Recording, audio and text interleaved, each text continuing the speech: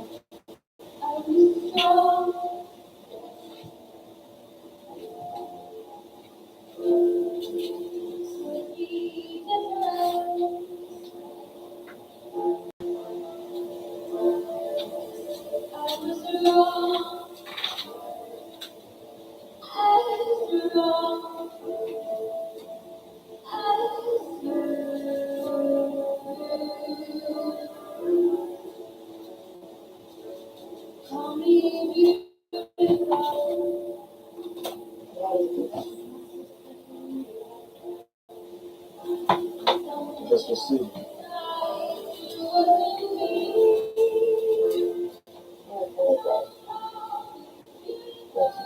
You too.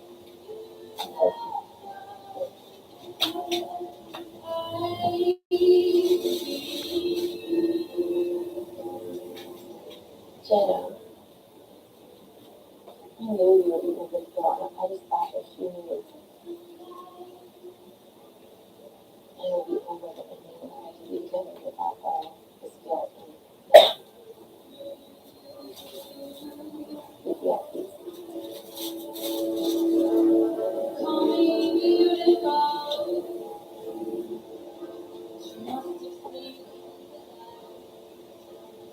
I wish my sister would look into the relationship again.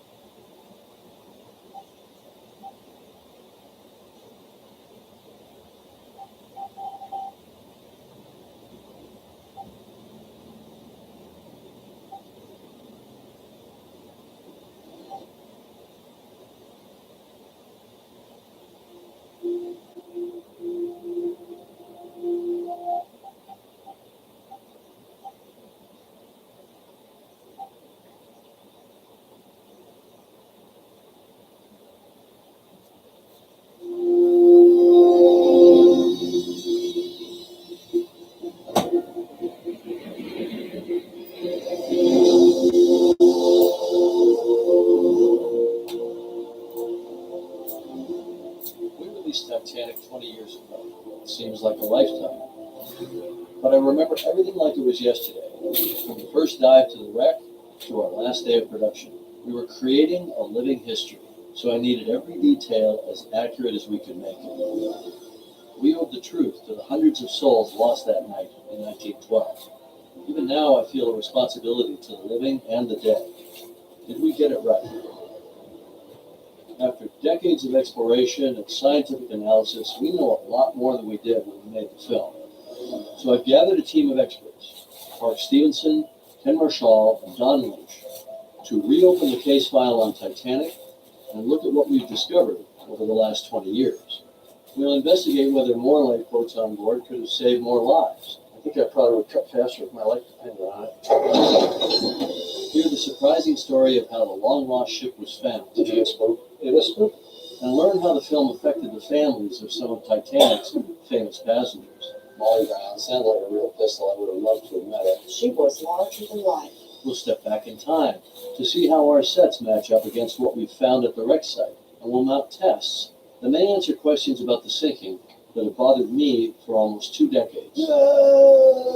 We'll see where we were right and where we got it wrong.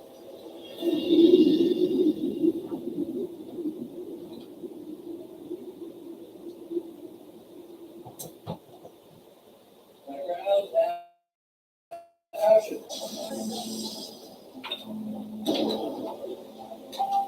When we made Titanic, we tried to do a film that was as if we had gone back in a time machine to that night. We tried to be as accurate as it was humanly possible to be. You could walk out of Rosie's cabin, down the corridor, down the grand staircase, through the reception room, into the dining room. It was every photograph I had ever seen. It was perfect. The feeling that we had, no longer was Titanic just a story in a book or a picture. You would think James not only made this movie, he embraced the subject. And the success of the movie made it possible to employ new technology to explore the wreck in ways that had never been done before. We really thought that stuff was going to be a dream come true for me. To me, it just opened the door to so many mysteries and unanswered questions, and that snowballed into a real lasting interest in the forensic work, the kind of marine Titanic and the impact that it had on society. The wreck is the last surviving witness to the disaster. It still has stories to tell for anybody willing to pay attention and listen to what the wreck has to tell us. Are you ready to go back to Titanic? On April 14th, 1912, at 11:40 p.m., the RMS Titanic struck an iceberg during its voyage from Southampton, England, to New York City. 2 hours and 40 minutes later, it sank to the bottom of the Atlantic Ocean. Of the more than 2,200 passengers and crew on board, just over 700 survived that night. The wreck lost at sea until 1985, when oceanographer Robert Ballard, Bob and I recently Bob Ballard is one of the nation's top oceanographers, but of course what he's best known for is discovering Titanic. And that's an amazing story, because it turns out that was just a cover story for a mission that he was doing for the U.S. Navy at the time. In the 1960s, the U.S. Navy lost 2 nuclear submarines, the Thresher and the Scorpion, under mysterious circumstances. In the 1980s, Dr. Robert Ballard was brought in to explore the wreck sites and find out if the Soviet Union had gotten there first.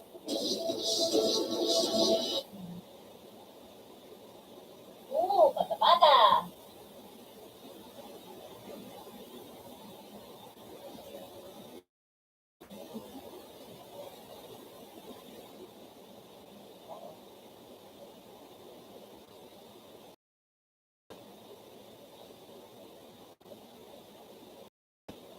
My mission was to go out to both the Thresher and the Scorpion and completely document 100% of the wreckage. As it turns out, Ballard found the missing subs and completed his mission so quickly that he still had 12 days left to search for Titanic. It was actually mapping the wreckage that told me how to find the Titanic when the Thresher and the Scorpion imploded, all these pieces came falling down to the ocean floor. And so as it was falling down, the currents carried it for over a mile. It was a comet of debris. So instead of looking for a Titanic, I looked for its debris. When the Carpathia got the distress call, it was down here, headed to the reported position, Ran into them early. ahead of schedule. Yeah. So I said, what's the air celestial navigation back 5 miles? So I said, let's go another 5. It has to be to the north. Yeah, right. So then you just run straight on. But so I then run east-west lines to Across the. intersect, but space them 0.9 miles. And if I don't get it, interspace it in But you already knew that at that depth, the debris field would roughly a mile. Yeah, So I cheated a little. I said, let's do 0.9. that's pretty smart. And then if I don't get it, I'll just interlace. Yeah, right. So we began running lines back and forth, and on the 9th line, hit the debris. Well, no, you didn't know it was Titanic. No, until you we saw the didn't. boiler. Correct. Bingo. Yeah. Somebody ought to go to Bob. For some reason, then I just wasn't sleeping. And I knock on the door. This is now 2 in the morning, and the cook stuck his head. And he said, the guys think you might. He didn't even finish the sentence, and I was past him. And I got into the command center, and just as I entered the command center, they went over the border. Yes, yes. I knew it wasn't any wreck, it was the Titanic. And it was like scoring gold at the buzzer. So our reaction was jubilant, jumping up and down, celebrating. And then someone said, she sinks in 20 minutes. And that innocent comment was devastating, because what were we doing celebrating anything? We were embarrassed. We were dancing on someone's grave. So I just said, stop the ship, I'm going out. I went out on the fan tail, and we had a private memorial. And that was there. Everybody that dives Titanic has their own story of seeing it for the first time. And probably the most frequently asked question to me is, what was it like seeing a wreck? I did ask them. And I always want to tell them the story they want to hear, which was there she was, in, this beautiful, stately ruin coming out of the dark. That's not what happened. Oh, I remember. This was where we came in. We landed here. And It's a cliff. the wall of China. I mean, it's just a wall. And the first thing I recognized was the anti-Italian. Yeah, the red paint. It was still pink, and I said, too bad they didn't paint the whole ship. Yeah, that stuff. And the bilge keel was sitting on top of the Exactly. ship. It was right there.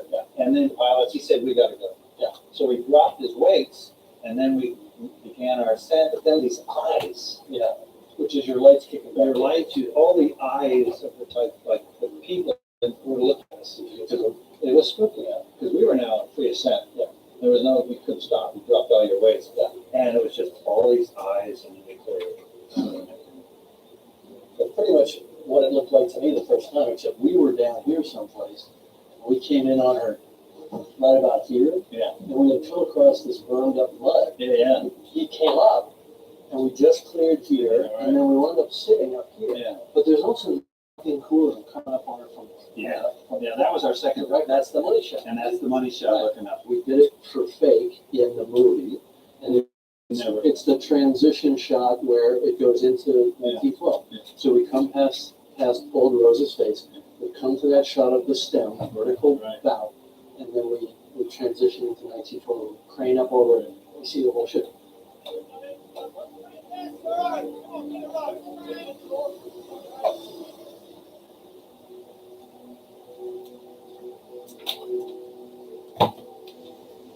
You won't find marks at Titanic. You won't find that bones actually dissolve into solution very rapidly at that depth. What anybody who's explored the wreck finds is pairs of shoes. It takes years for a skeleton to vanish, but the shoes, treated with tannic acid, they won't eat it. So all around the Titanic are the shoes.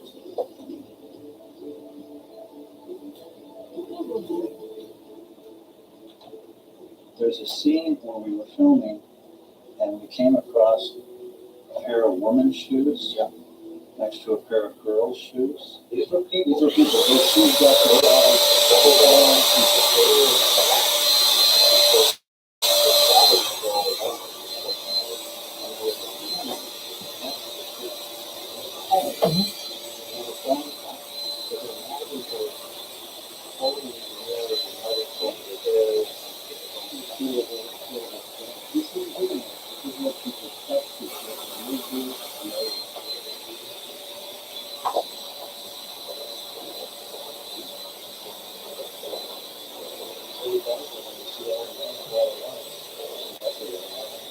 And this 1,496 people.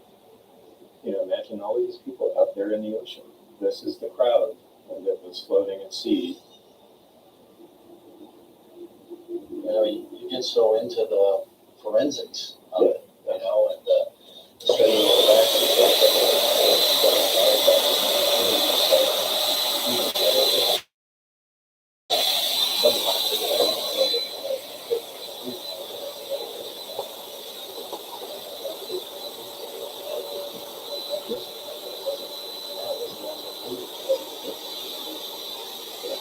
Everybody had a family, and it was kind of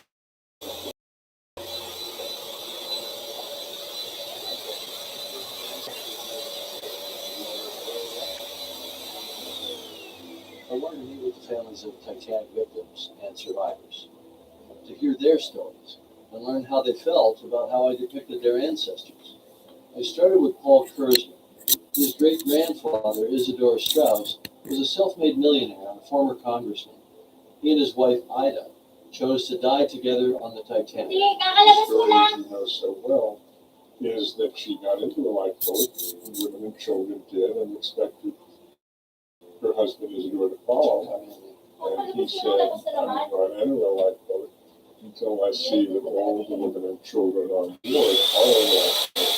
He said,